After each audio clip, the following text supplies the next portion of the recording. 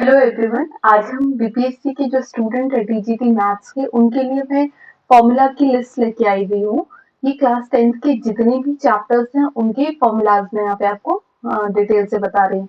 ठीक है कि हर एक चैप्टर में कौन कौन सा कॉन्सेप्ट यूज हो रहा है और कितनी डिटेल में आपको करना है। और चैप्टर 1 इसका मैं नहीं करवा रही क्योंकि ऑलरेडी मैंने वीडियो में मेंशन किया हुआ है। तो ये मैं चैप्टर नंबर 2 से पोलिनोमियल से स्टार्ट कर रही हूँ। ठीक है, अब देखो इसमें जो चैप्टर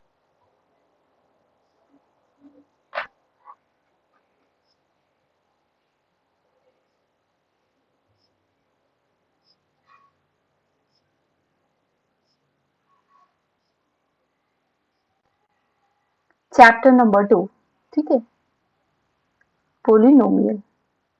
अब बेसिकली पोलिनोमियल क्या होता है वो देखते हैं। ठीक है, पोलिनोमियल क्या है कि अगर आप किसी भी एल्जेब्राइक एक्सप्रेशन को, लेट वो एल्जेब्राइक एक्सप्रेशन मैंने पी एक्स ले लिया, ठीक है, तो ये एक्स क्या कहते हैं इस टर्म में ही हमें लिखना होगा। अगर कोई भी एल्जेब्राइक एक्सप्रेशन है, अगर आप उसको इस तरीके से लिख पा रहे हो A N X to the power N plus A N minus one X to the power N minus one plus a n minus 2 x to the power n minus 2 plus so on plus a 0 x to the power 0।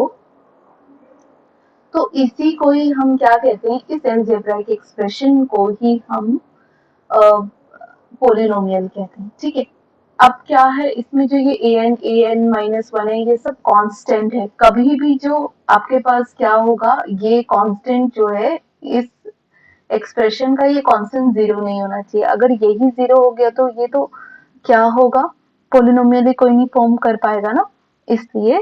ठीक है, या ये हो गया। अब देखो आप next देखिए, इसमें डिग्री क्या होती है।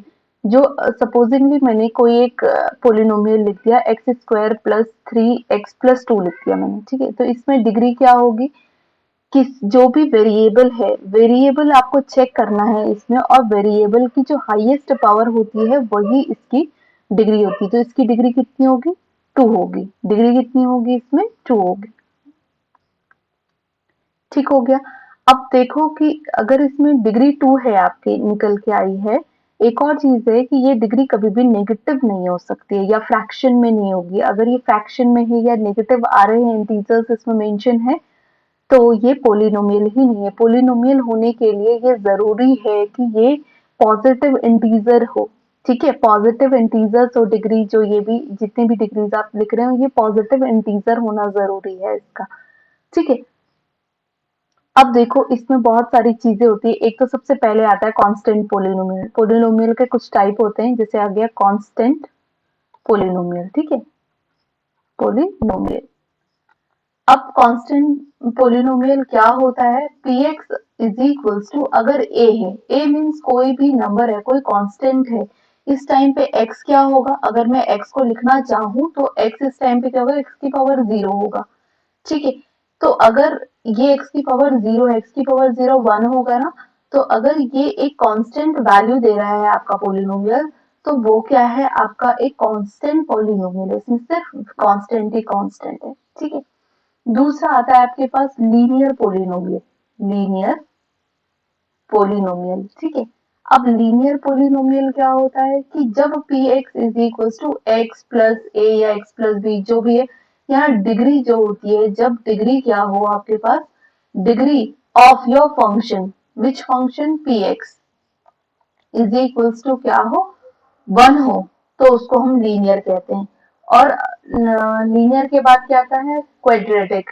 क्वाड्रेटिक पोलिनोमियल क्या होगा, क्वाड्रेटिक पोलिनोमियल मतलब X square plus two X plus one, या इसको क्वाड्रेटिक को लिखना तो हम लिखते हैं A X square plus B X plus C करके भी हम इसको लिख सकते हैं। ये स्टैंडर्ड क्वाड्रेटिक इक्वेशन होती है। ठीक है, तो इसमें डिग्री क्या है, डिग्री इस टाइम पे जो डिग्री ऑफ योर फंक्शन है, डिग्री ऑफ पी एक्स जो है वो 2 है यहाँ पे। तो डिग्री ऑफ पोलिनोमियल कितना आ गया, 2 है। तो ऐसी कंडीशन में जो ये पोलिनोमियल होता है इसी को हम क्वाड्रेटिक कहते हैं। उसके बाद आता है क्यूबिक। तो क्यूबिक पोलिनोमियल क्या होता है, इसको हम लिखेंगे A X cube plus B X square plus C x plus D होता है ये। ठीक है, तो इसमें जो डिग्री है आपकी 3 है। ठीक है। तो जब किसी भी पोलिनोमियल की पावर क्या डिग्री क्या होती है, 3 होती है। जब किसी भी पोलिनोमियल की क्या होती है, जब degree of any polynomial P x is equal to अगर 3 हो तो उसको हम क्या कहते हैं, क्यूबिक पोलिनोमियल कहते हैं। एक और आता है इसमें बाय क्वाड्रेटिक।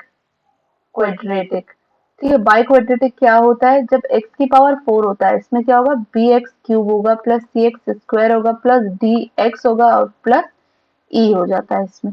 तो ऐसी कंडीशन में अगर डिग्री ऑफ पी एक्स में निकालना चाहो, ये इक्वल मैंने ऐसे लिख दिया, आप क्या करो इसमें इक्वल की हटा करके कॉमा लगा देना, ठीक है।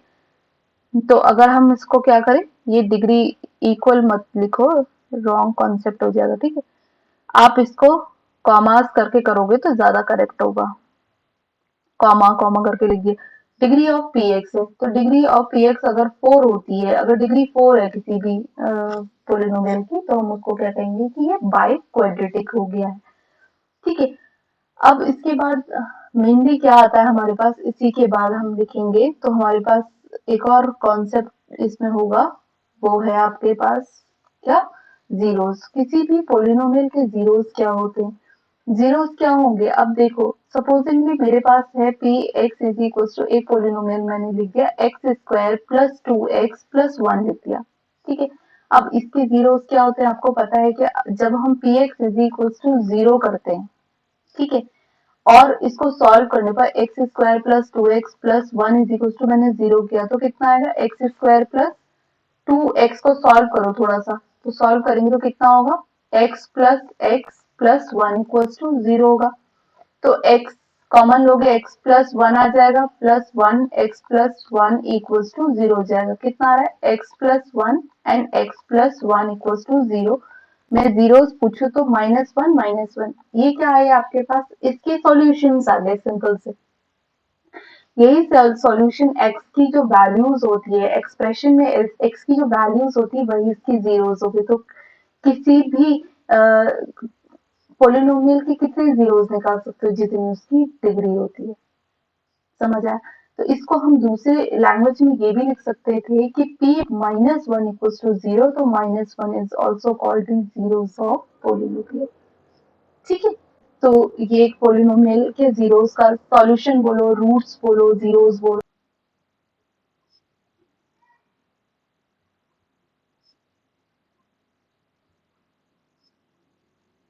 देखो अगर मैं बात करूं कि ये जो वर्ड्स हैं कौन कौन से, रूट्स हो गया या जीरोस हो गया या नेक्स्ट आता है आपके पास सॉल्यूशन हो गया, ये सब आपस में क्या है, एक्सप्रेशन के केस में ये सारे के सारे आपके एक सिनोनिम्स हैं। कोई पूछे कि इस एक्सप्रेशन की वैल्यू क्या है, तो वैल्यू ही इसका मतलब वो रूट्स मांगा है, रूट्स भी आप कह सकते हो, जीरोस भी, सॉल्यूशन भी, आपको निकालना क्या होगा, एक्स की वैल्यूज निकालनी होगी, ठीक हो गया। अब बात करते हैं इसके किसी भी क्वाड्रेटिक इक्वेशन की, क्वाड्रेटिक पोलिनोमियल का A X square plus B X plus C, इसके कोफिशिएंट और रूट्स में क्या रिलेशन होता है। तो मैं रूट्स मुझे सपोज करने पड़ेंगे क्योंकि यहाँ पे अननोन है ना इसके कोफिशिएंट, तो हमें पता नहीं क्या वैल्यू आएगी। तो मैंने क्या किया, सपोज कर लिया, let alpha comma beta are the roots of the above equation, above polynomial, ठीक है। अब वो पोलिनोमियल लिख दिया, तब क्या होगा, alpha plus beta is equal to minus B upon A होता है, और इन दोनों का जो प्रोडक्ट होता है वो सी अपॉन ए होता है, ठीक है। अगेन अगर मैं क्यूबिक के लिए निकालू, केवल दो ही इक्वेशन आपके पास हैं अभी यहाँ पे, तो मैं सिर्फ दो ही लिख रही हूँ, प्लस सी एक्स प्लस डी होता है। तो इसमें क्या होगा, alpha plus beta plus gamma are the roots of the above polynomial लिखते हैं ना, उसके बाद क्या होगा, minus B upon a same होता है, लेकिन सेकंड थोड़ा चेंज होता है, alpha beta plus beta gamma plus gamma alpha होता है, वो होता है आपका सी अपॉन ए, और लास्ट आता है अल्फा बीटा गामा जो होता है माइनस डी अपॉन ए होता है, ठीक हो गया। ये रिलेशन भी आ गया आपके पास। अब हम इसमें एक और चीज देखते हैं कि क्या हम रूट्स के अकॉर्डिंग, क्या हम रूट्स से क्वाड्रेटिक इक्वेशन बना सकते हैं, इससे क्वेश्चन ज्यादा आते हैं, ठीक है। कि कोई रूट्स हैं, let alpha beta are the roots of alpha beta are the roots of any quadratic polynomial। ठीक है, ये गिवन है। अब वो पूछ रहे हैं उस क्वाड्रेटिक पोलिनोमियल फाइंड आउट करो, तो हम कैसे निकालेंगे? P x is equal to, मैं क्या लिखूंगी, के, यहाँ पे हम लिखते हैं X square minus sum of the roots plus product of the roots. ठीक है, sum of the roots plus product of the roots. अब इसमें मिसिंग क्या है? एक्स। ठीक है, तो ये होती है इसकी इक्वेशन, क्या होती है, के x square minus alpha plus beta x plus alpha beta होती है। ठीक हो गया। वैसे अगर एल्फा बीटा गामा दिया हुआ होगा आपको, are the roots of any quadratic cubic equation, तब पी एक्स क्या हो जाएगा बेटा?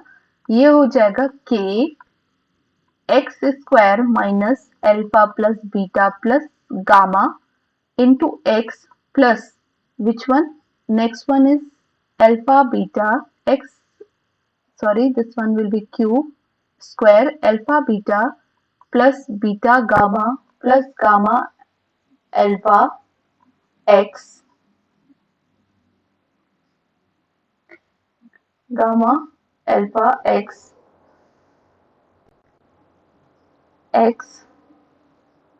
और लास्ट में अगर हम देखेंगे इसको,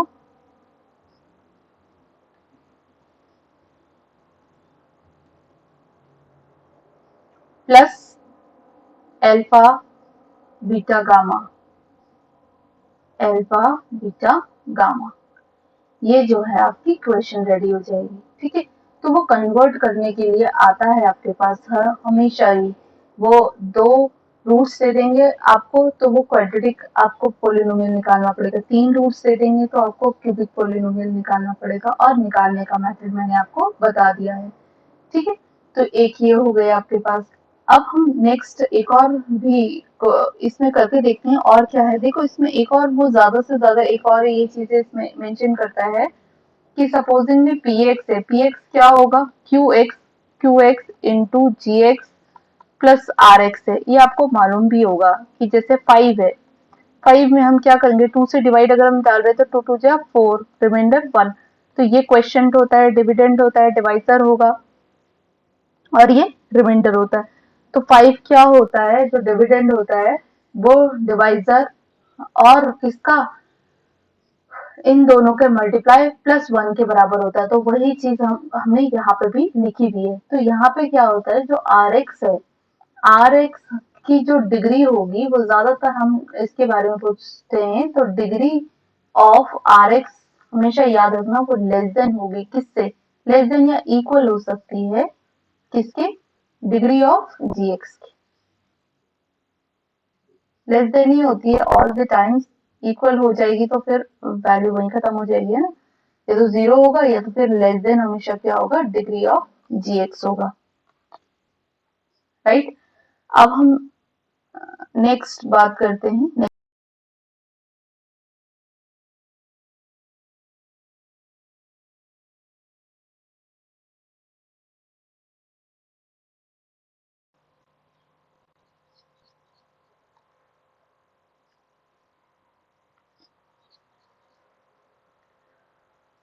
अब देखो उसी में एक और भी पॉइंट था कि अगर हम ग्राफ के अकॉर्डिंग जीरोस देखें तो कैसे देखते हैं, तो देखो अगर कोई भी क्वाड्रेटिक इक्वेशन है, ठीक है, और क्वाड्रेटिक पॉलिनोमियल है, जैसे वो क्या है, x square plus 2x plus 1 है, या जो भी स्टैंडर्ड इक्वेशन है, अगर वो है तो तब हम क्या करेंगे, जो जीरोस हम निकालते हैं ना, वो जीरोस हमेशा एक्स एक्सिस पे टच करेंगे। ठीक है, क्योंकि एक्स एक्सिस में क्यों, क्योंकि ये जो है एक्स की टर्म्स में वैल्यूज निकलेंगी ना, वैल्यू किसकी निकल रही है, एक्स की, वाई तो है ही नहीं यहाँ पे, वाई तो फंक्शन है ये पूरा का पूरा, लेकिन निकल किसकी रही है वैल्यू, यहाँ से एक्स की निकल रही है। तो जब जीरोस की, मैं इसके जीरोस की बात करूं तो हमेशा लाई करेंगे, कहाँ लाई करेंगे, एक्स एक्सिस पे लाई करेंगे, और केवल 2 पॉइंट में इंटरसेक्ट करेगा ये पूरा का पूरा जो ये पैराबोला है, ये क्या करेगा, केवल 2 पॉइंट को टच करेगा, ज्यादा नहीं, सिर्फ 2 पॉइंट्स को टच करेगा, ठीक है। और अगर ये क्यूबिक होता तो ये एक ऐसा ग्राफ होता, ये इस तरीके का ग्राफ होगा ताकि ये केवल 2 ही पॉइंट को टच करे। अगर 3 पॉइंट को टच करेगा, इसका मतलब ऐसे ऐसे कुछ भी ग्राफ हो सकते हैं, 1 2 3, अगर 3 पॉइंट को टच कर रहा है एक्स एक्सिस के, तो इसका मतलब ये क्यूबिक ग्राफ होगा, ठीक है, क्यूबिक इक्वेशन होगी। तो कितने जितने जीरोस होंगे उतने पॉइंट जो है एक्स एक्सिस में टच करेंगे। अब बात करते हैं हम लास्ट नहीं, थर्ड चैप्टर है, chapter number third, pair of linear equation, pair of linear equation with two variables, with one variables, ठीक है। क्या है, pair of linear equation with two variables, with one variable, not two, अभी केवल one variable ही पढ़ेंगे, ठीक है, with one variable. अब देखो स्टैंडर्ड इक्वेशन क्या होती है, a1 x square plus b1 x plus c1 is equal to 0। अब यहाँ हम एक्सप्रेशन की बात नहीं कर रहे, सिर्फ हम इक्वेशन की बात करेंगे। When you write the expression with equality sign, it is always called a equation, right? तो अब ये इक्वेशन हो गई। अब इसकी बात करते हैं दूसरी की, दूसरी दो इक्वेशन, क्योंकि कह रहे हैं ना pair of linear equation, but हमने एक और गड़बड़ कर दी है, विद टू वेरिएबल्स होगा।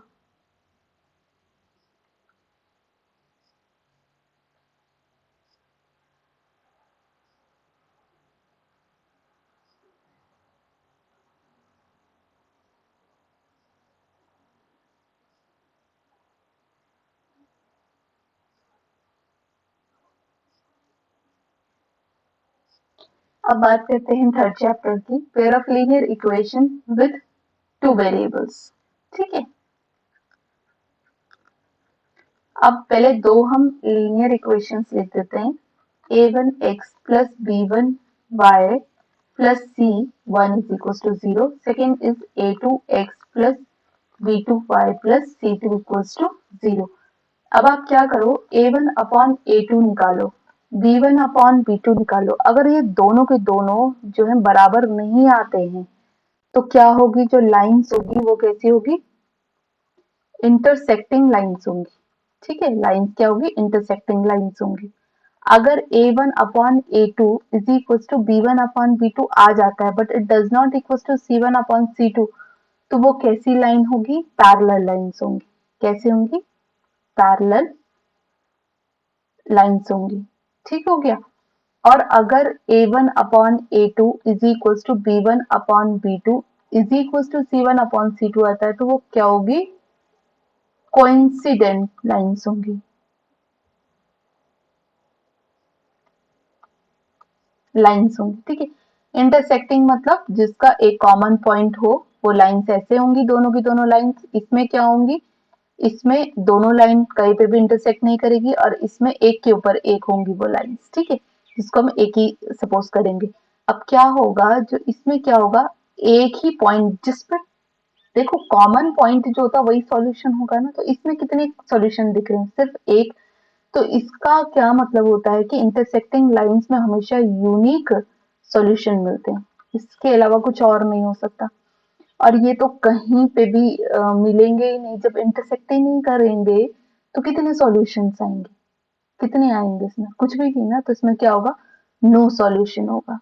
और इस वाले में अब देखो, मैंने कहा जितने पार्ट में एक लाइन दूसरे लाइन को टच करती है, अब कोइंसिडेंट लाइन तो एक के ऊपर एक ओवरलैप करती है ना, तो कितने पॉइंट को टच कर रही है ये दूसरी लाइन के, तो I think her each and every point को लगभग टच कर रही है। तो ऐसी कंडीशन में इसके कितने होते हैं सॉल्यूशन, मैनी सॉल्यूशन होते हैं, ठीक है। इसके कितने सॉल्यूशन होंगे, मैनी सॉल्यूशन। अब इनको सॉल्व करने की क्या क्या मेथड्स हैं, वो अब वो तो नहीं कि कैसे सॉल्व करेंगे, वो अभी नहीं बता रही हूँ, केवल इतना कि क्या क्या मेथड होते हैं इनको, इन दोनों को सॉल्व करने के और एक्स वाई की वैल्यू निकालने की। तो देखो सबसे पहले होता है सब्स्टिट्यूशन। एक तो सब्स्टिट्यूशन मेथड होता है, ठीक है। दूसरा होता है आपके पास एलिमिनेशन, ठीक है। और थर्ड होता है आपके पास क्रॉस मल्टीप्लीकेशन।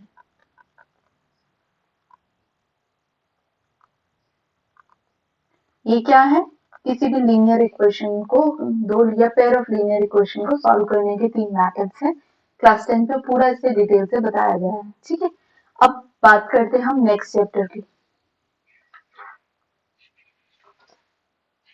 ये हमने थोड़ा बहुत पढ़ा भी एक्सप्रेशन में जब हम क्वाड्रेटिक पॉलिनोमियल के बारे में पढ़ रहे थे। ठीक है, तो क्वाड्रेटिक इक्वेशन की एटलीस्ट हमें स्टैंडर्ड फॉर्म तो मालूम चल गई, A X square plus B X plus C is equals to 0 होता है। इसका मतलब आपको पता है इसके सॉल्यूशंस कितने आएंगे, दो। रूट्स कितने आएंगे, दो। जीरोस कितने आएंगे, दो। वो मैंने थोड़ी देर के लिए अल्फा बीटा मान दिया कि alpha beta are the roots of are the roots of the quadratic equation. ठीक है, ये हो गया अल्फा बीटा। अब इसमें देखो यहाँ पे ज्यादा कुछ नहीं देते हैं। सबसे पहले तो आपको पता चलना चाहिए कि ये एक्स का कांस्टेंट है, कोफिशिएंट है, ये एक्स स्क्वायर का कोफिशिएंट है। कोई पूछे एक्स स्क्वायर का कोफिशिएंट क्या होता है जनरल इक्वेशन में, तो ए। और एक्स का कोफिशिएंट क्या होता है, वो होता है बी। एक्स का बी और एक्स स्क्वायर का ए होता है, और सी ए कांस्टेंट टर्म इसमें ऐड होता है। तो हमने ये भी देखा था कि जो रूट्स हैं उस रूट के थ्रू हम कैसे एक क्वाड्रेटिक इक्वेशन को निकाल सकते हैं। देखो रूट्स के अकॉर्डिंग हमने क्या लिखा था, हम कैसे निकाल सकते हैं, वो लिखते हैं हम के, ये होता है एक्स स्क्वायर माइनस का अल्फा प्लस बीटा एक्स और प्लस का अल्फा बीटा। ये ध्यान रखना, वेरी इंपॉर्टेंट, राइट। अब बात ये यहाँ पे क्या करेंगे, इसके जीरोस के बारे में बात करेंगे। तो हम क्या करते हैं, इसको सॉल्व करने का एक मेथड होता है, वो होता है डिस्क्रिमिनेंट रूल। वैसे तो बहुत सारे हैं, आप स्प्लिटिंग मेथड से करो, किसी से भी करो, लेकिन जो डिस्क्रिमिनेंट रूल है वो बताता है कि x is equal to minus B plus minus root का B square minus 4ac upon 2a। इसलिए मैं आपको कह रही थी कि आपको ए और बी पता होना जरूरी है। ए क्या होता है, ए होता है कोफिशिएंट ऑफ एक्स स्क्वायर। ठीक है, और जो बी है वो क्या है, वो है कोफिशिएंट ऑफ एक्स स्क्वायर है। तो इसमें क्या होगा, इसमें वो सीधे लेटर्स देता है कि minus B plus minus b square minus का 4ac अपॉन में 2a। तो ये क्या है, इसमें बी ए सी, ये सब के सब क्या है, ये यहाँ से पता चलेगा आपको। अगर पता होगा तो जनरल इक्वेशन के ही टर्म है। सी क्या है, इसका कांस्टेंट है। ठीक है, अब ये एक्सप्रेशन का कांस्टेंट है। ठीक है, और ये कोफिशिएंट्स हैं, किसी भी वेरिएबल के कोफिशिएंट्स हैं, राइट। अब देखो इसमें मैंने कहा ये डिस्क्रिमिनेंट रूल है, क्यों, क्योंकि इसको डी कहते हैं बेसिकली। ये जो है अंदर का, ये जो पार्ट है रूट के अंदर का, कौन सा, बी स्क्वायर माइनस 4ac, इसको हम दूसरी लैंग्वेज में डी भी कहते हैं। डी मीन्स होता है डिस्क्रिमिनेंट, राइट। अब यही, ये इस डी का क्या काम क्या होता है, ये नेचर बताता है। किसका नेचर बताएगा, ये नेचर बताता है रूट्स का, या फिर जो जीरोस है उनका नेचर बताता है कि किस तरीके के वो रूट्स होंगे। अब मैंने आपको कहा दो रूट्स होंगे, तो दो रूट्स क्या कैसे होंगे, रियल होंगे या इमेजिनरी होंगे, कैसे होंगे, दोनों सेम होंगे या दोनों अलग अलग होंगे, कैसे पता चलता है, इसी इसी डी से हमें पता चलता है। ठीक है, तो अब सबसे पहले हम देख लेते हैं कि अगर डी की वैल्यू क्या आया, इसको सॉल्व करने पर 0 आ गया। ठीक है, अगर ये पार्ट पूरा 0 हो गया तो बचा कितना, माइनस बी अपॉन 2 ही तो हुआ। अब ऐसा नहीं कि ए की वैल्यू आती तो दो रूट्स आने ही आने। इसका मतलब क्या होगा कि जो रूट्स होंगे वो कैसे होंगे, roots real, roots are real and distinct, roots are real and equal. अभी हमने देखा ना, आप करके भी देख लो कि अगर हम क्या करेंगे, x is equal to minus B plus minus यहाँ 0 कर दे, अपॉन में 2a कर दे, तो कितना आएगा, माइनस बी अपॉन 2a। इसका मतलब जो दोनों होंगे वो माइनस बी अपॉन 2a ही होंगे। ठीक है, और आप इसको फॉर्मूलाज के लिए याद भी कर सकते हो कि अगर आपको दिख रहा है ये 0 आ गया तो आप डायरेक्टली यहाँ वैल्यू पुट करो, आपको आंसर मिल जाए। अब देखो अगर d जो है वो ग्रेटर देन 0, मतलब ये जो है 0 से बड़ा पॉजिटिव नंबर आया तो क्या होगा, तो क्या होगा, रूट्स जो होंगे आर रियल, और अब क्या होंगे, डिस्टिंक्ट होंगे। डिस्टिंक्ट मतलब अलग अलग होंगे। करके देखते हैं। माइनस का b प्लस माइनस, अब ये जो भी वैल्यू है B square minus 4ac, supposedly ये कुछ आ गई है टू, कोई कोई वैल्यू आ गई है, ठीक है। तो अब हम क्या लिखेंगे, कौन सी वैल्यू आई है, पॉजिटिव वैल्यू आई है। उसको थोड़ी देर के लिए अगर मैं कोई और लेटर ई लिखना चाहूँ या फिर कुछ भी हम लिख देते, कैपिटल ई से मैं दिखाना चाहूँ कि एक पॉजिटिव नंबर आ गया है, तो मैं इसको क्या लिखूंगी, minus B plus plus root का ई, एक तो ये हो जाएगा, और दूसरा यही माइनस का बी माइनस का रूट ई अपॉन टू ए, ये दो वैल्यू हो जाएंगे, ठीक हो गया। अब एक लास्ट है इसमें, अगर टी जो है डी जो है लेस देन 0 हो जाएगा तो रूट्स क्या होंगे, आर नॉट रियल। अब रियल नहीं तो कैसे होंगे, इमेजिनरी। इसीलिए फिर इसके बाद ही कॉम्प्लेक्स नंबर जो है वो क्लास 11th में इंट्रोड्यूस किया गया था, आयोटा का। इसी जब इसमें 10th तक सॉल्यूशन, इसमें केवल यहाँ तक ही दिए हुए फर्स्ट एंड सेकंड, जब थर्ड का सॉल्यूशन नहीं मिला तो उसे क्लास 11 के चैप्टर नंबर 5 में कॉम्प्लेक्स नंबर की फॉर्म में हमें बता दिया गया, क्योंकि ये क्या थे, नॉट रियल आ रहे थे, ठीक है, नॉट रियल एंड डिस्टिंक्ट ही होंगे, ठीक हो गया। अब हम बात करते हैं एक नया और चैप्टर की।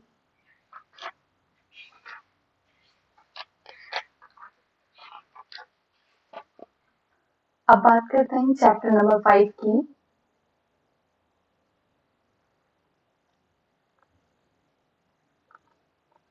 Arithmetic progression.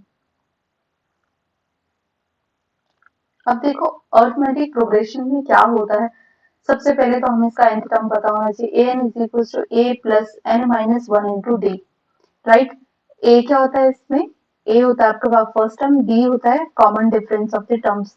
ap होता क्या है, देखो ap क्या होता है, अगर मैं यहाँ पे लिखूं ap such that a1 comma a2 comma a3 comma a4, ऐसे मैंने लिख दिया, सो ऑन, किसी भी कहीं तक के भी टर्म an टर्म्स तक लिख दिया। तो इसमें क्या होता है, जो फर्स्ट एंड सेकंड टर्म का डिफरेंस है, difference means a2 minus a1 है, वो d होगा। लेट इन दोनों का डिफरेंस भी क्या होना चाहिए, फिर a3 माइनस a2 का भी जो डिफरेंस है वो भी d है। अगर इन दो टर्म्स का भी डिफरेंस d ही आया है तो उसे हम अरिथमेटिक प्रोग्रेशन कहते हैं। किसी भी सीक्वेंस में अगर उनके टर्म्स में एक कांस्टेंट डिफरेंस होता है, ठीक है, तो वही कांस्टेंट डिफरेंस की वजह से हम इस सीक्वेंस को नाम दे दिया है अरिथमेटिक प्रोग्रेशन। उसका nth टर्म निकालने का एक फॉर्मूला होता है, an is equal to a plus n minus one into D होता है, ठीक हो गया। इसमें अगर इन्हीं टर्म्स, ये जितने सारे टर्म्स लिखे हैं, अगर मैं इनकी सीरीज बना दूं, मीन्स मैंने इसको कैसे लिख दिया, इसी एपी को मैंने क्या लिख दिया, ऐसे करके लिख दिया, एस सच दैट, और सीरीज क्या बनाई, a1 plus a2 plus a3 so on, कहाँ तक, प्लस an तक लिख दिया। और मैंने पूछा कि इस एपी के टर्म्स के सम कैसे निकालते हैं, क्या फॉर्मूला है, तो उसको लिखने का तरीका क्या है, sum s is equal to क्या होता है, n by two A plus two A plus n minus one, n minus one into D होता है, ठीक है। या इसी को ही हम नेक्स्ट टर्म में n by two A plus l भी लिखते हैं, या इसी को ही हम n by two A plus A n भी लिखते हैं, हो गया। अब अगर हमें क्या होता है, कई बारी उस सीक्वेंस में जब आप इस चैप्टर को बहुत डिटेल से पढ़ेंगे तो आपको पता चलेगा कि कभी कभी हमें थ्री टर्म्स की जरूरत पड़ती है।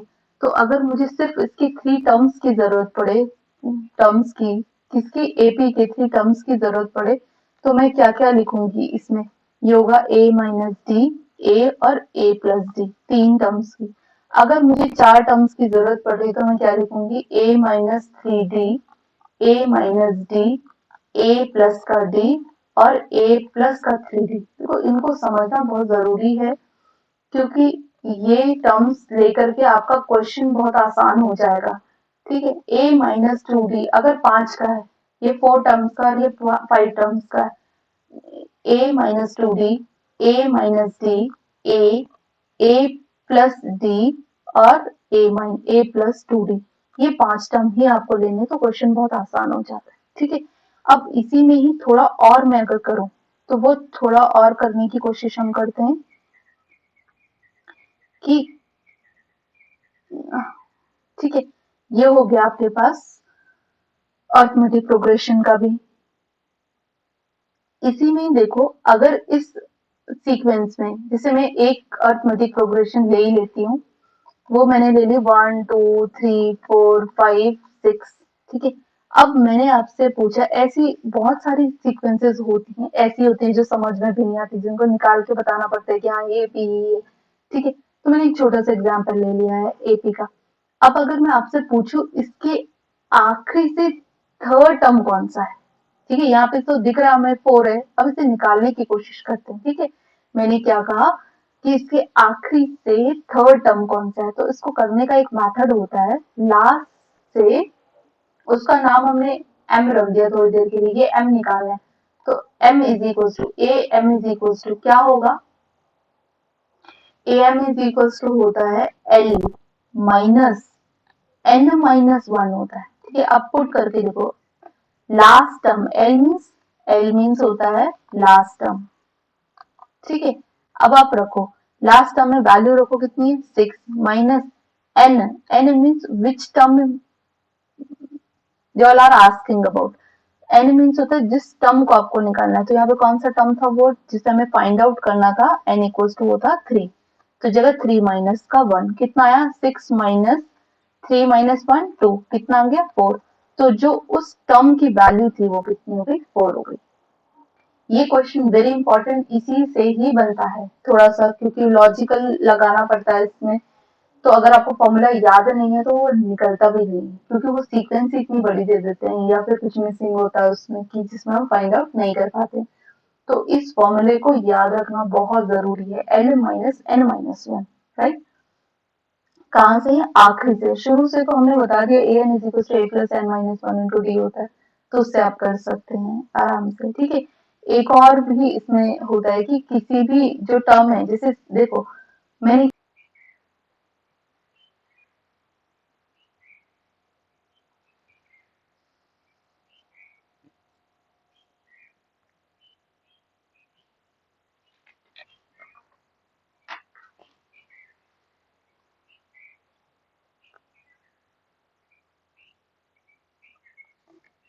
now chapter number 6, chapter number 6 is triangle,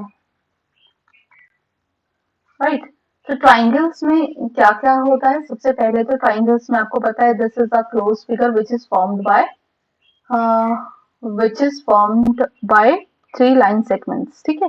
तो 3 लाइन सेगमेंट से बना हुआ है,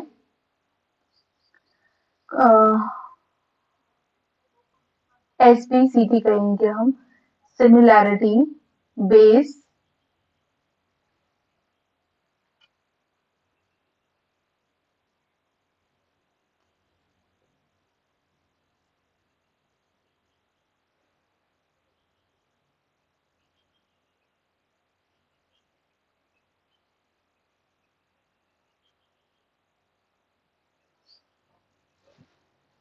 देखो आज हम बात करेंगे चैप्टर नंबर 6 ट्राइंगल्स की। दो ट्राइंगल्स मैंने ले लिए हैं, A B C and P Q R, ठीक है। अब ये दो ट्राइंगल्स को सिमिलर प्रूव करने के आपके पास 3 तरीके होते हैं, या तो आप प्रूव कर दो, पहली कंडीशन इसकी होती है आप ए प्रूव कर लो कि अगर इसके एनी 2 एंगल्स भी आप प्रूव कर दोगे कि इक्वल है, ये इसके बराबर है, ये इसके बराबर है, तो डेफिनेटली थर्ड वन भी क्या होगा, इक्वली होगा, ठीक है। ये इसके बराबर है अगर, और ये वाला जो है इसके बराबर है, तो इसका मतलब ये क्या होगा, सिमिलर ट्राइंगल्स है। अब देखो दोनों में बहुत अंतर होता है, कॉन्ग्रुएंट ट्राइंगल्स जो 9th में पढ़ा था और सिमिलर ट्राइंगल्स में। कॉन्ग्रुएंसी क्या होती है, जैसे मैं एक हैंड को दूसरे हैंड के ऊपर रखूं तो ये पूरी तरीके से ओवरलैप कर देगा, तो जब कोई चीज पूरी तरीके से ओवरलैप कर देती तो उसको हम कॉन्ग्रुएंट कहते हैं। लेकिन अगर कोई सिमिलर उसका मॉडल रेडी कर दिया, जैसे एक ट्रायंगल का सिमिलर मॉडल हमने रेडी कर दिया, तो वो सिमिलर होंगे, हम कहेंगे कि वो सिमिलर है, उसके जैसे दिखता है। उस जरूरी नहीं है कि उसका मेजरमेंट भी बराबर हो, कॉन्ग्रुएंसी के लिए तो ये जरूरी है कि उसका मेजरमेंट भी बराबर हो, लेकिन सिमिलैरिटी के लिए ये जरूरी नहीं है। जैसे ताजमहल है, तो ताजमहल का हम क्या हम लेके आते हैं ना, उसका मॉडल एक घर पे लेके आते हैं, तो वो क्या है, सिमिलर है, ठीक है, कॉन्ग्रुएंट नहीं है। तो उसी चीज को कॉन्ग्रुएंसी के जो आपने पढ़े होंगे सिटीज, वो नहीं हम लोग इसमें कुछ उससे मिलते जुलते हैं, कुछ जो है अलग होंगे। जो भी सिमिलर ट्राइंगल्स है वो कॉन्ग्रुएंट तो जरूर होंगे, पर सारे कॉन्ग्रुएंट ट्राइंगल सिमिलर नहीं हो सकते।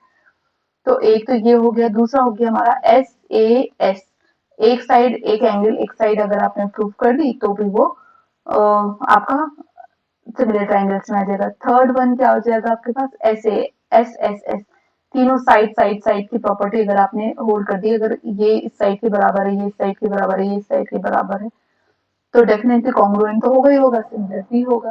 तो ये सिमिलर के लिए तीन कंडीशंस अप्लाई है। इसमें एक और था आपके पास वो पाइथागोरस थ्योरम बताते हैं। पाइथागोरस थ्योरम तो यू नो वेल कि क्या होती है, वो थी ए बी सी होती है, ठीक है। तो ये होगा ए सी का whole square is equals to A B का स्क्वायर प्लस बी सी का स्क्वायर। क्या है, ये बेस है और ये इसका परपेंडिकुलर है, ये इसका क्या है, हाइपोटेनस है, और इसका परपेंडिकुलर हो गया, ये बेस हो गया। कैसे पता चला, अगर मैंने थीटा एंगल यहाँ रखा है, जहां पे भी आप एक्यूट एंगल मेंशन करोगे उसके अपोजिट डायरेक्शन परपेंडिकुलर होगी। कभी वो पॉइंट सी को ऑलरेडी बना के देता है कि ये जो है परपेंडिकुलर है, तो आपको फिगर यहाँ से ड्रॉ करना पड़ेगा, ठीक है। तो इस तरीके से हुई। अब पाइथागोरस थ्योरम के अकॉर्डिंग होता है कि अगर कोई 90 डिग्री का ट्राइंगल, एक ट्राइंगल है जिसमें एक एंगल 90 डिग्री है, तो वो ये होल्ड करेगा। और ये चीज ये बताती है, अगर ये गिवन है तो जो बनने वाला ट्राइंगल होगा वो 90 डिग्री या राइट एंगल ट्राइंगल होगा, ठीक है। कन्वर्स भी मैंने बता दिया। अब थर्ड आता है इसी में ही एक एक होता है इसमें सीबीसी, है ना। सीबीसीटी क्या कह रही हूँ, बेस थ्योरम होती है ना एक, बीपीटी कहते हैं हम उसको, बीपीटी क्या होती है, होता है बेसिक प्रोपोर्शनैलिटी थ्योरम। अब बीपीटी क्या कहती है, बीपीटी कहती है कि अगर किसी ट्राइंगल में, ठीक है, अगर किसी ट्राइंगल में हमने इसका नाम एबीसी दे दिया, और इस ट्राइंगल में आप एक लाइन ड्रॉ कर रहे हो, सीडी उसका नाम रख रहे हो, ये एक लाइन सेगमेंट है, ठीक है। अब तो सेगमेंट ही हो गए ये पार्ट सारे। तो अगर आपने कोई लाइन सेगमेंट ड्रॉ किया जो कि अदर टू साइड्स को किसी भी पॉइंट पे इंटरसेक्ट करती है, कैसे भी इंटरसेक्ट कर रही है, बट कंडीशन क्या होनी चाहिए, अगर this line is parallel to this line, if CD is parallel to BC, तो क्या होता है, AC upon CB equals to AD upon DCT। Corollaries में बहुत सारी है, प्लस वन करके कर लो तो बहुत सारी बन जाती कोरोलरी, ठीक है। तो वो क्या कह रहा है कि ये जो है जिस रेशो में ये सेगमेंट इस लाइन को डिवाइड करेगा, उसी रेशो में ये सामने वाली साइड को भी करेगा। कब, अगर दोनों लाइनें पैरेलल है तो। फिर दूसरा भी आता है, इसका कन्वर्स क्या आता है कि अगर ये रेशो गिवन है, क्या रेशो गिवन है कि AC अपॉन में CB is equal to AD upon में DC, अगर ये गिवन है ऑलरेडी, तो डेफिनेटली ये जो लाइन CD होगी वो पैरेलल होगी BC के। यही जो है इसकी कोरोलरी भी है, कोरोलरी तो नहीं, इसका कन्वर्स है। कोरोलरी तो क्या होगा, प्लस वन करोगे आप तो ये जो पूरी लाइन है वो एक पार्ट के भी उनका रेशियो भी क्या होगा, हमेशा बराबर होगा, करके आप बाद में देख लीजिएगा। फोर्थ है इसमें, और बस एक और पार्ट आता है कि अगर मेरे पास दो ट्राइंगल्स हैं, ठीक है, यही दो ट्राइंगल्स मेरे पास अगेन अगर हैं, कौन से, ए बी सी और पी क्यू आर है, तो इनका जो एरिया होगा वो निकालने का बड़ा अच्छा मेथड है इसमें।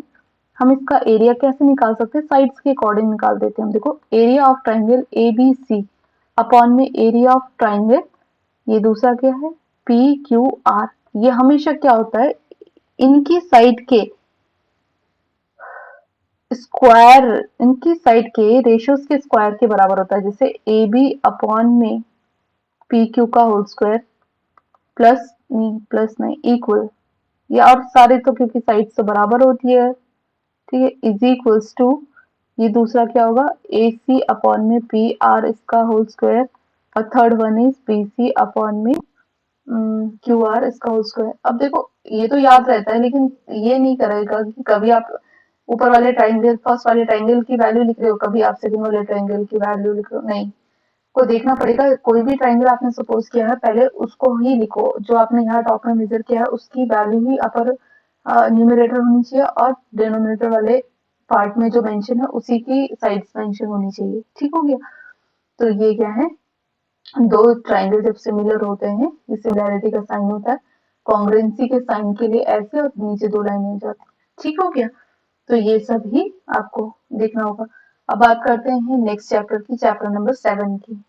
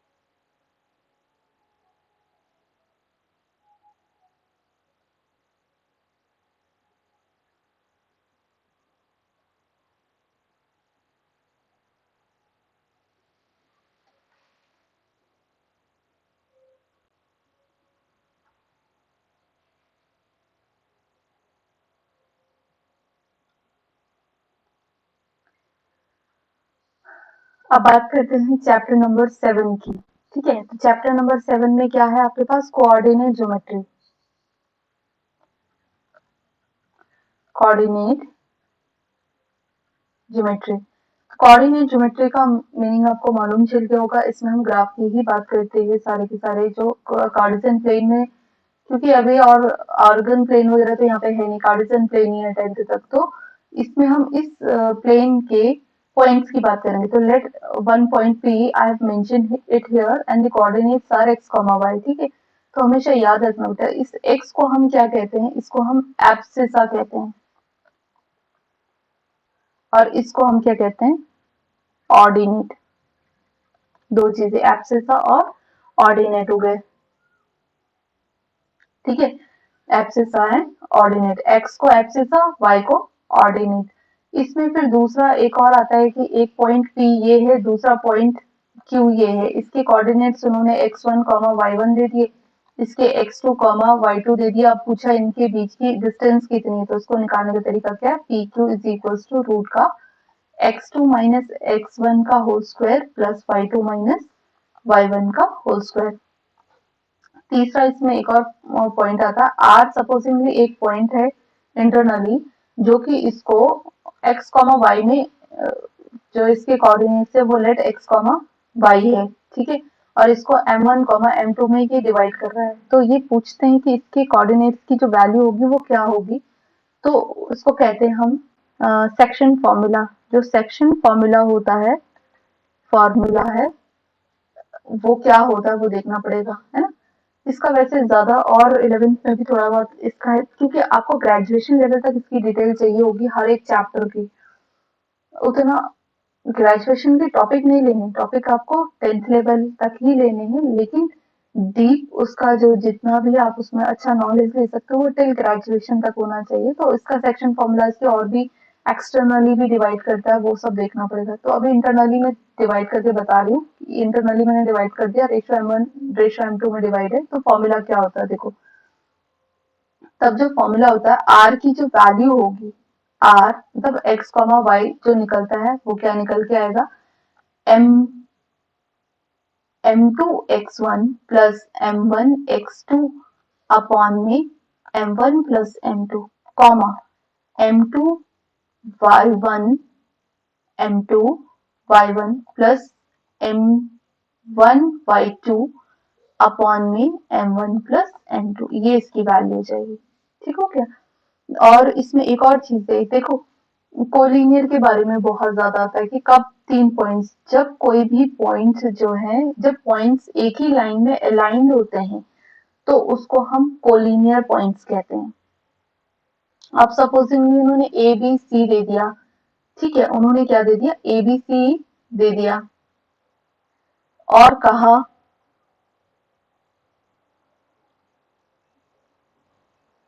एबीसी पॉइंट्स दे दिए और इसके कोऑर्डिनेट दे दिए x1 y1, इसके कोऑर्डिनेट दे दिए x2 y2 और इसके कोऑर्डिनेट दे दिए x3 y3। 3 कोऑर्डिनेट्स दे दिए इसके, ठीक है। अब वो पूछ रहे हैं कि ये कोलिनियर है या नहीं, तो आपको क्या करना है, इसका एरिया निकालना है, ठीक है। अब एरिया निकालने के लिए मैंने सपोजिंगली कर लिया कि ये कोई ट्राइंगल बन रहा है, 3 पॉइंट देखे तो मुझे लगा ये क्या है, ट्राइंगल बन रहा है, कौन सा, एबी। अगर मेरा एरिया 0 आ गया तो ये कोलिनियर हो जाएंगे ना। तो इससे दो चीजें आएंगी, एक तो आपको ट्राइंगल का एरिया निकालना आ जाएगा, दूसरा कोलिनियरिटी की जो कंडीशन है वो भी सेटिस्फाई हो जाएगी। तो इसके लिए फॉर्मूला क्या होता है, जो मैंने खुद से याद किया है वो मैं क्या लिखती हूँ हमेशा, x1 लिख देती हूँ, बाकी इसके बाद 1 है ना, 2 - 3 लिखती हूँ, प्लस x2 लिखा, अब 2 के बाद क्या था, y3 - y1 प्लस x3, और अंदर कितना आ जाएगा, y1 - y2। ये एरिया होता है, किसका एरिया है ये एरिया है ट्राइंगल एबीसी का। अब इसकी वैल्यू आपको खुद निकालनी पड़ेगी, अगर जो भी वैल्यू दी है वो वैल्यू पुट की, अगर इसका मान 0 आ रहा है तो वो कोलिनियर है, नहीं तो वो क्या है, एक ट्राइंगल फॉर्म कर रहा है, नॉट कोलिनियर, राइट। बस इसमें इतना ही है आपके पास। अब बात करेंगे हम नेक्स्ट चैप्टर नंबर 8 की।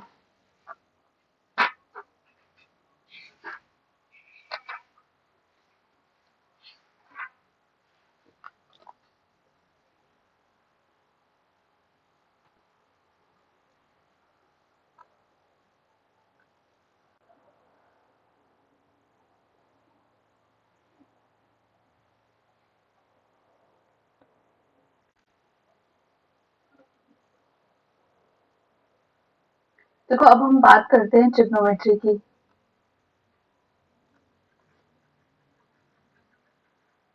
ट्रिग्नोमेट्री मीन्स क्या होता है, ट्राइंगल का ही जो साइड्स और एंगल है उनका मेजरमेंट इसमें किया जाता है, मैथ्स की एक ब्रांच है। इसकी डिटेल जो है मैंने आपको एक पहले वीडियो में दे चुकी हूँ, इसलिए मैं बहुत ज्यादा डिटेल में इसको इसका टेबल वेबल नहीं बनाने वाली। उसमें मैंने पाम मेथड से बनाना सिखाया, तो उसको एक बार चेक करना, आपको आ जाएगा।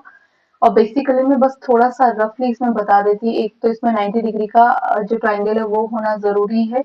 इस जो भी आप एक्यूट एंगल सपोज करेंगे, इसकी ठीक सामने वाली साइड को परपेंडिकुलर, अगेन सेकेंड वाली को बेस, और इसको हाइपोटेनस हाइपोटेन्यूज कहते हैं, ठीक है। और इसमें क्या होते हैं, 6 हमारे पास ट्रिग्नोमेट्रिक जो रेशियोज हैं, वो 6 रेशियोज के बारे में हम पढ़ेंगे। इसमें कौन कौन से, sine sine theta, cos theta, tan theta, cot theta, sec theta, cosec theta, ठीक है। ये हो गया आपके पास 6 के 6, इन सब के बारे में पढ़ेंगे। इसमें 3 आइडेंटिटीज टेंथ में दी हुई है, sine square theta plus cos square theta is equal to 1 दिया हुआ है, 1 plus tan square theta is equal to sec square theta, ठीक है। और 1 plus cot square theta is equal to cosec square theta, ये 3 आइडेंटिटीज है। इससे जो नेक्स्ट चैप्टर भी है हमारे पास वो एप्लीकेशन ऑफ ट्रिग्नोमेट्री है, ठीक है। रेसिप्रोकल्स, आपको इसके रेसिप्रोकल्स अगर मैं बताऊंगी तो रेसिप्रोकल्स क्या क्या होते हैं, जैसे साइन का जो रेसिप्रोकल होता है वो क्या होता है, कॉसेक होता है, ठीक। जैसे 1 अपॉन में साइन थीटा क्या होता है, कॉसेक थीटा होता है। वैसे ही इसका रेसिप्रोकल क्या होता है, 1 अपॉन में cos theta is equal to होता है सेक थीटा। वैसे ही 1 अपॉन में tan theta is equal to क्या होता है, कॉट थीटा होता है। ये एक दूसरे के रेसिप्रोकल्स होते हैं, वो मैंने लिखे।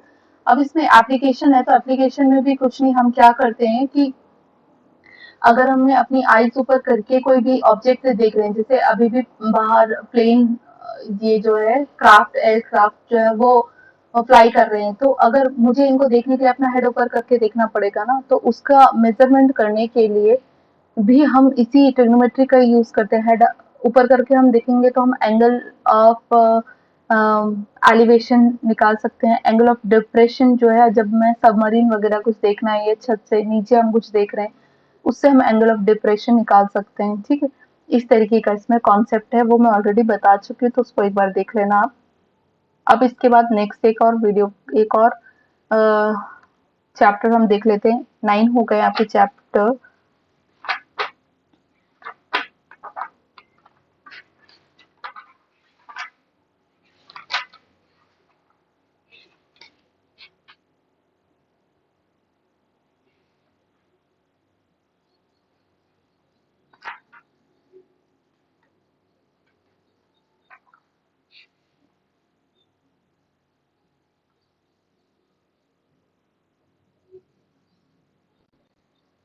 नेक्स्ट चैप्टर नंबर 10 जो है वो सर्किल है, ठीक है। सर्किल की भी मैंने एक सेपरेट वीडियो बनाई हुई है। सर्किल क्या होता है, किसी भी फिक्स पॉइंट से अगर हमने बहुत सारे collection of a point which are equidistant from a fixed point, supposingly fixed point ये f है। अगर ये सारे के सारे पॉइंट्स एक पॉइंट से इक्वी डिस्टेंस पे, तो वो सर्कल फॉर्म करेगा। तो जो ये इक्वी डिस्टेंस, ये डिस्टेंस जो होती है उसको ही हम रेडियस कहते हैं, ठीक है। और रेडियस को ही अगर हम दूसरी साइड तक मिला दे तो ये पूरा का पूरा मिल करके जो है ये डायमीटर में बना देता है, ठीक है। और अगर मैं सिंपल बात करूं इसकी ये टच तो कर रही है सरकमफेरेंस को, पर जो है सेंटर से होते हुए नहीं जा रही है, तो इसको हम क्या कहते हैं, कॉर्ड कहते हैं, ठीक है। अगर ये ऐसे जा रही है कोई लाइन तो हम इसको क्या कहते हैं, सेकेंड कहते हैं, ठीक है। और बस अगर ये बाहर किसी एक पॉइंट पे टच करती हुई कोई लाइन जा रही है तो हम इसको टेंजेंट कहते हैं। और इसके बाद मैंने काफी चीजें बताई है जो एप्लीकेशन इससे रिलेटेड है, ऑलरेडी मैं बता चुकी हूँ, तो उसमें आप देख लीजिएगा, ठीक है। अब हम बात करते हैं नेक्स्ट कंस्ट्रक्शन की। कंस्ट्रक्शन थोड़ा आप देख ही चले जाइएगा क्या क्या इसमें पार्ट है। Areas related to circles.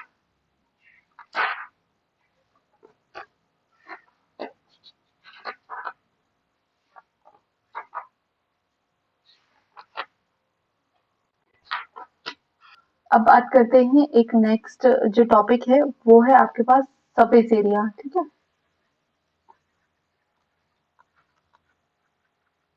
तो ये सरफेस एरिया का पूरा एक टॉपिक है आपके पास, सरफेस एरिया एंड वॉल्यूम का। तो ये तो आपको पूरा पता होना ही चाहिए। जैसे कि हम सबसे पहले किससे जो भी 3D फिगर्स है, क्योंकि 2D तक तो आपके पास एरिया आएगा केवल, 3D फिगर है जैसे क्यूब हो गया, आपको पता है इसका क्यूब का जो वॉल्यूम होता है वो ए क्यूब होता है, ठीक है। क्यूब बना दिया मैंने जैसे सपोजिंगली, ये क्यूब है आपके पास, ठीक है। तो इसमें इसका वॉल्यूम क्या होगा, ए क्यूब हो जाएगा। इसका जो सरफेस एरिया होता है, इसमें दो तरीके के सरफेस एरिया होता है, एक तो टोटल सरफेस एरिया होगा, एक होता है लेटरल सरफेस एरिया, ठीक है। लेटरल मतलब जहां आपको केवल दिख रहा हो, जो भाग दिख रहा हो उसका एरिया। तो किसी भी आप जैसे आप अपने पास कोई वो है जो गेम होता है मैथ्स का, जिसमें हम सारे सेम करते हैं, वो क्यूबिक एक बॉक्स आता है ना, उसी को देखो। अगर हम क्या करेंगे, उसको देखेंगे तो हमें सिर्फ एक ये फेस, एक ये फेस, एक बगल वाला फेस, एक ऊपर वाला फेस, चार ही दिखते हैं ना। तो उसका जो लेटरल सरफेस एरिया होगा, लेटरल सरफेस एरिया होगा, सरफेस एरिया होगा, वो क्या हो जाएगा हमारा 4a² हो जाएगा। और उसका जो टोटल सरफेस एरिया होना चाहिए था, टोटल सरफेस एरिया जो होना चाहिए था वो क्या होता है, 6a² होता है, ठीक है। तो दो ही चीजें इसमें मेनली होती है। वैसे क्यूबॉइड में भी होगा, देखो अगर मैं क्यूबॉइड की बात करूं,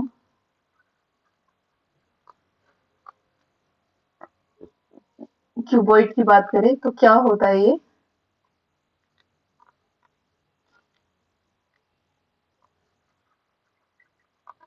क्यूबॉइड की बात करें तो वॉल्यूम क्या हो जाएगा उसमें, वो होता है l into b into h, क्योंकि इसमें सब सेम नहीं होते, सेम होता तो वो क्यूब बन जाता, ठीक है। और लेटरल सरफेस एरिया की मैं बात करूं तो वो कितना होता है इसमें, लेटरल सरफेस एरिया होता है इसमें 2l+b/h, ठीक है। और जो इसमें टोटल सरफेस एरिया होता है वो होता है l×b+b×h+h×l, ये तो होता ही है 2, क्योंकि दो दो पार्ट हम इसको लिख के करते हैं, तो ये हो जाएगा, ठीक है। अब उसके बाद एक और आता है आपके पास इसी में, कितने हो गए अभी, दो हो गए। थर्ड वाला, थर्ड हम क्या लें, जैसे हम कोन ले लें, तो कोन क्या होता है, इस तरीके से कोई फिगर होता है, ठीक है। अब इसकी हाइट आप h ले लो थोड़ी देर के लिए, और ये इसकी स्लैंट हाइट होती है, ये इसकी रेडियस होती है। तो इसमें जो वॉल्यूम होता है ना वो होता है 1/3 पाई r² h, ठीक है। और इसका जो लेटरल सरफेस एरिया होगा वो होगा बाहर बाहर का, होता है पाई आर एल, और जो इसका टोटल सरफेस एरिया होता है वो होता है पाई आर एल प्लस बाहर का और नीचे का पाई आर स्क्वायर। देखो मैं खुद से बनाती हूँ, नीचे का सर्किल का मेरे को एरिया पता है, बाहर का पता है, तो आराम से बन जाता है। तो अब देखो सिलेंडर, मुझे थोड़ा कंफ्यूजन ये हो रहा था 1/3 है या नहीं, होता है क्योंकि ये सिलेंडर का जो है 3 टाइम्स जो है ज्यादा वैल्यू सिलेंडर में आ सकती है कोन से। तो हम क्या लिखेंगे, इसका जो वॉल्यूम होगा वो पाई आर स्क्वायर एच होगा। अब देखो सिलेंडर ऐसा बना होता है, यही होता है, ये एच होता है, ये आर होता है, ठीक है। तो अब क्या होगा, जो इसका लेटरल सरफेस एरिया है वो हमें कौन सा दिख रहा है, बाहर बाहर का दिख रहा है ना। तो वो क्या होगा, हम इसको लिखेंगे, होगा 2 पाई आर एच होगा। 2 पाई आर कैसे, जो सरकमफेरेंस है पाई आर होती है, पाई आर क्या होगी, सरकमफेरेंस होगी, पाई आर यहाँ की पाई आर यहाँ की, तो कितना होगा 2 पाई आर हो गई। और हाइट कितनी होगी इसकी, एच हो गई, ठीक है।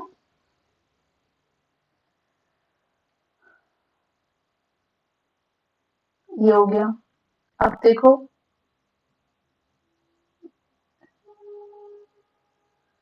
अब आता है total surface area. Total surface area तो कितना होगा, 2 पाई आर एच, जो इसका है ही एरिया लेटरल, और अपर एंड बिलो का निकालोगे तो पाई आर स्क्वायर हो जाएगा, ठीक है। तो ये हो गया, सिलेंडर भी हो गया। अब देखते हैं एक और,